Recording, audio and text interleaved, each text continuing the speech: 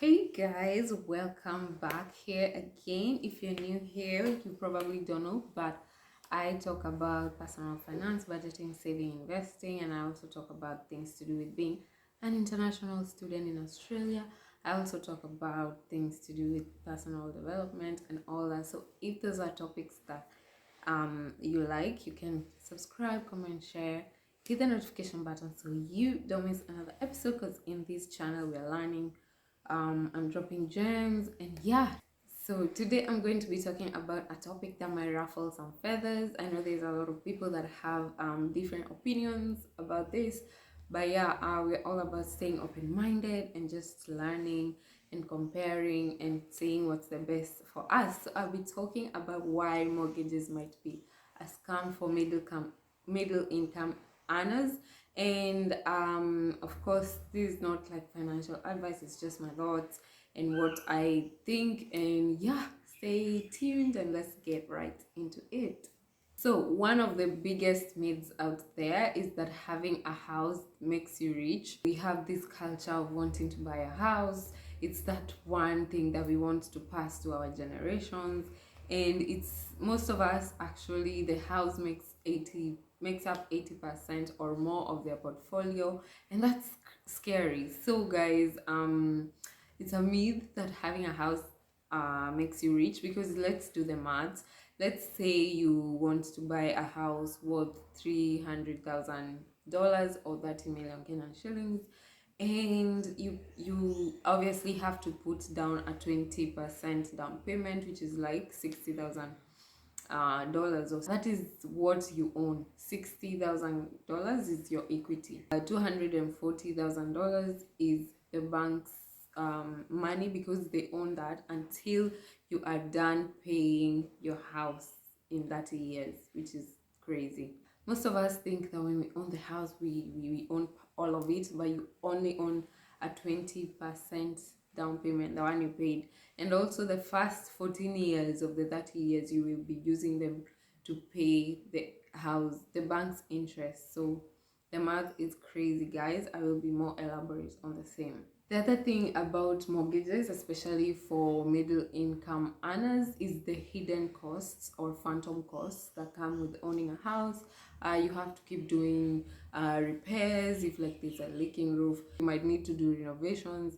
There's also land tax, especially here abroad. There's land tax, there's strata fees. So there's all these hidden costs about paying a house. So there's also moving costs. Don't forget the two guys hauling boxes when you're trying to move, and there's nothing as stressful and cumbersome as moving. Especially here, you have to hire a whole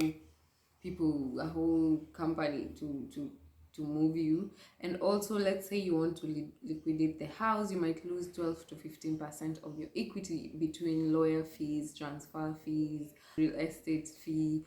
Like guys, please consider everything before you put down a 30-year mortgage. Consider your income, consider your outlook, how your job looks like going, are you growing. Consider other forms of investment before you get into a 30-year debt, because that's debt, guys, and we don't want to be getting into debt, especially in these economic times that you don't know what's happening. Your investment could go up, down, you could be fired. Oh my god, let's not start talking about it. So another hard truth that people don't like hearing about mortgages is that your house is not an asset, because you're paying debt on it, and your house doesn't become an asset until it generates you income, it generates you rental income, it's fully paid off, and you're not using like all your money to pay the mortgage. Most of the people are paying more than 50% of their income into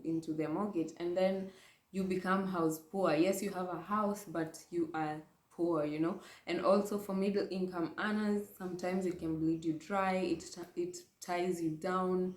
And obviously most times you're not able even to move jobs, because you have to stay in the house, you're paying rent and all that. So guys, please make informed decisions when we are trying to make decisions about our financial life, our financial journey. Don't just jump into things just because most of the crowd is doing it. So I'll give you a few reasons why mortgages may be a debt trap for middle income earners, and one of them is you are paying principal and interest monthly for the next 30 years. It ties down your money because you might not be able to invest in other cash generating assets like bonds, stocks, ETFs, mutual funds, because most of your money you might be spending it on paying the mortgage because it's your one investment, it's your one life long investment. The other thing is that it constantly needs extra costs. It needs a repair, it needs a renovation. I don't know what happened. You need to expand the bedroom because you have more kids, you renovate, and those costs add up real fast.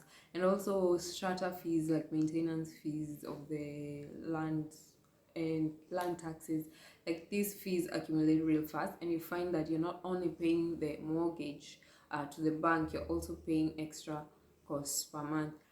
The other thing is that you will find yourself becoming house poor and cash poor, house poor, cash poor, because at this point it almost becomes a nightmare owning the house because you're spending so much of your money paying the mortgage, and you are even like sacrificing enjoying life, you're sacrificing investing, sacrificing being able to save, because most of the people really struggle. Like in Australia, like the mortgages keep going up, the money you are paying last year is not the same that you're paying this year, so the mortgage keeps increasing and your salary is not increasing. You become house poor, it becomes a nightmare even owning this house because you're like, what the hell did I tie myself into?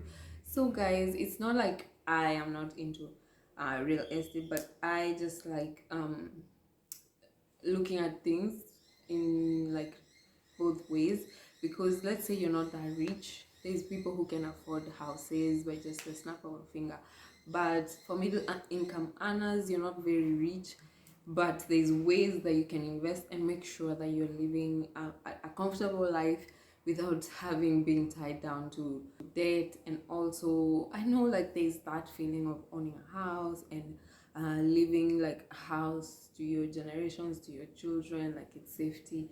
But guys, it's also important to consider other forms of capital generating, income generating assets. Like that's the most important. Don't just focus on having assets on paper and you're actually not living a comfortable life. I don't know if you get my point. Yeah.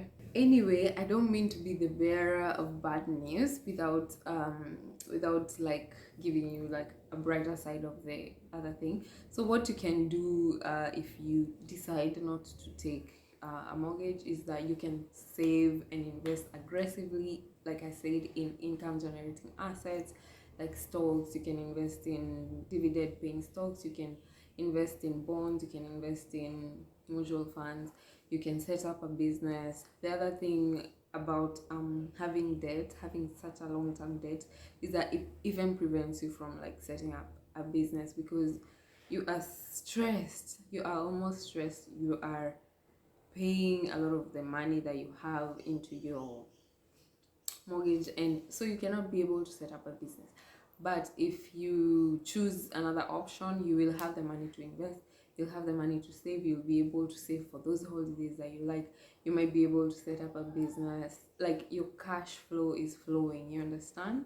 Because the goal is to have your money work for you. The goal is not just to have assets on paper.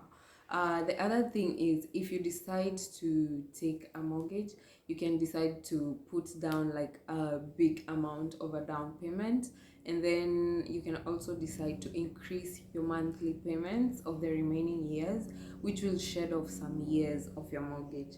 Like if your mortgage per month you are meant to be paying 400, you can be increasing by maybe 100 each month, and you can ask your bank to do that, to allow you to do that, and that will shed off a lot of years, some years, like even 10 years if you keep compounding the money that you're paying.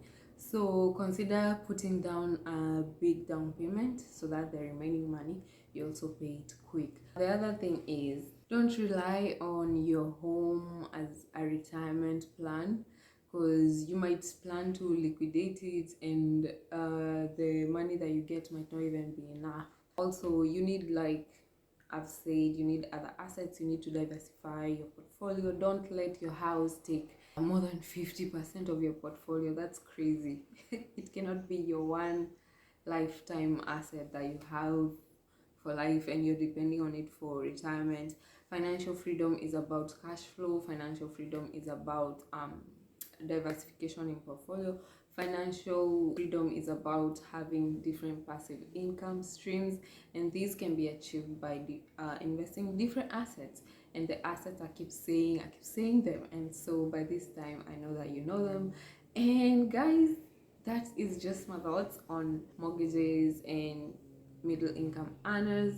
Tell me what you think. If this video has given you like a different perspective or a different thought about the same, please hit the like button, subscribe, comment, share, and also don't forget to share this video with people who are interested in leveling up in their financial journey. And don't forget to check out my ebooks on the links in the description box, and I will see you next time. Bye.